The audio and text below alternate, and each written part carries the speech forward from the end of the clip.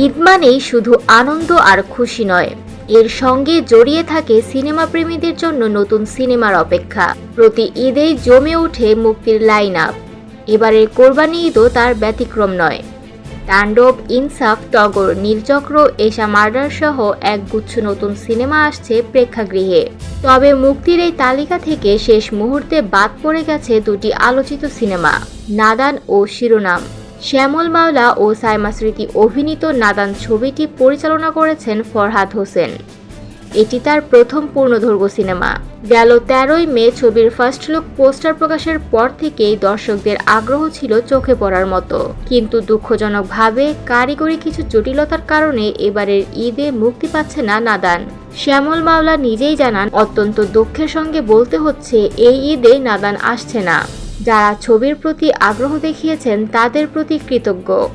আমরা খুব শিগগিরই ভালোভাবে হাজির হব।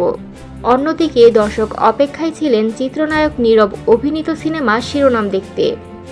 লম্বা চুল, কালো সানগ্লাস, গলায় চেইন আর কালো জ্যাকেটে ফার্স্ট লুকে আলোচনায় ছিলেন নীরব। সিনেমাটিতে তার চরিত্রের নাম ছিল ইব্রাহিম।